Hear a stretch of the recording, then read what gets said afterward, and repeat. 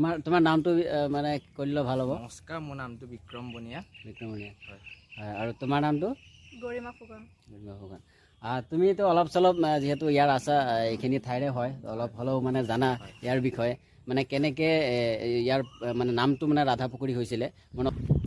Hello' দোস্ত, তো আজি বিশেষ এটা ভিডিঅ' লৈ আহিছোঁ। এতিয়া বৰ্তমান উপস্থিত আছোঁ আমাৰ নাৰায়ণপুৰৰ হাওকুচিত। মানে এটা পুখুৰী আপোনালোকক দেখুৱাম, যোনটো পুখুৰী আজি বছৰ ধৰি মানে ইয়াত আছে। পুখুৰীটো মই পিছফালে আপোনালোকে চাবলৈ পাইছে পুখুৰীটো। এতিয়া ইয়াৰ মানে কিবা এটা সৰু সুৰা মানে বুৰঞ্জী আছে। পুখুৰীটোৰ নাম হৈছে আপোনাৰ ৰাধা পুখুৰী। ইয়াৰ বিষয়ে মানে ইয়াৰ আমাৰ লোকেল মানুহ এজন আছে, তেখেতৰ পৰা অলপ জানিম।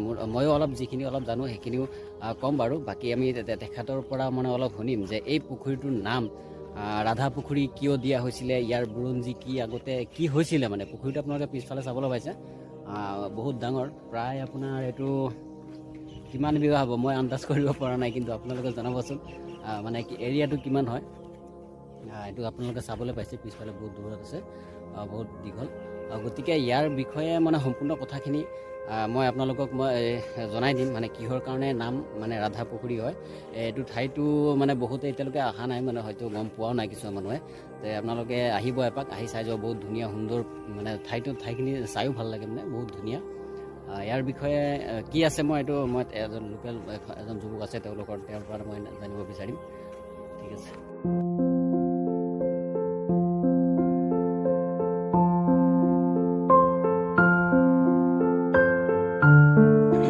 বন্ধুসকল, এই আমাৰ ইয়াৰে এইখিনি ঠাইৰে এজন যুৱক আছে, ইয়াৰে স্থানীয় যুৱক।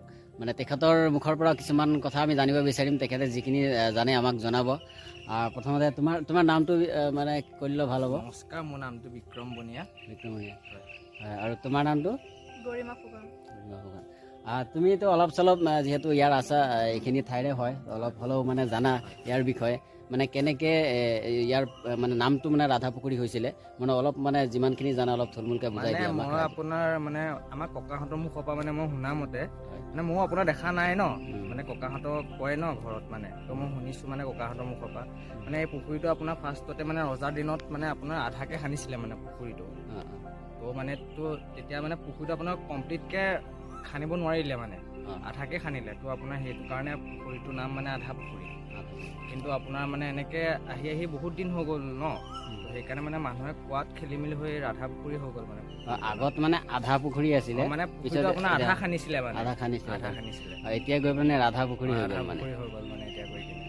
আৰু আপোনাৰ মানে যেতিয়া ইয়াত মানে আপোনাৰ এই পুখুৰীটো দেৱতা আছিলে, মানে আপোনাৰ মানে যেতিয়া ঘৰত কিবা সকাম চকাম পাতিব হয়, মানে তেতিয়া আপোনাৰ ইয়াত আহি কিনে চাকি তাকি মানে এনেকৈ তামোল পাণ দি কিনে আপোনাক সেৱা কৰে। সেই আগদিনাখনি আহি আৰু নেক্সট দিনাখনি মানে আপোনাৰ সকামত মানে যিমান লাগতিয়াল বস্তু লাগে, মানে আপোনাৰ বাচন বৰ্তনৰ পৰা ধৰি সকলো বস্তু মানে ইয়াতে মানে ৰাতিপুৱা আহি মানে পাই যায়, মানে গৃহস্থ ঘৰৰ মানে।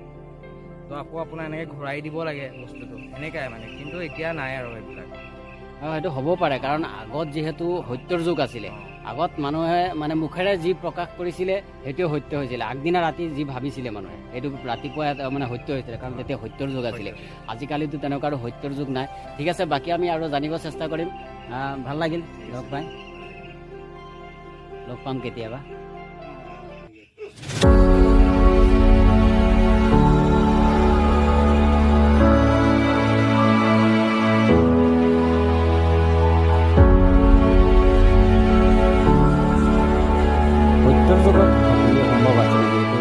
সত্য কথা কৈছিলে, কিন্তু আজিৰ দিনত আৰু ক'তনো, আজি সত্যটো বহুত দূৰৰ কথা। আগৰ দিনো পবিত্ৰ আছিলে, মানুহৰ মুখৰ কথা পবিত্ৰ আছিলে, মানে সত্যৰ যুগৰ মানে কথাই বেলেগ। আৰু যি কি নহওক, ভিডিঅ'টো যদি ভাল লাগে লাইক কৰিব, ছাবস্ক্ৰাইব কৰিব, যদি ফেচবুকত চাই আছে ফ'ল' কৰিব। ধন্যবাদ।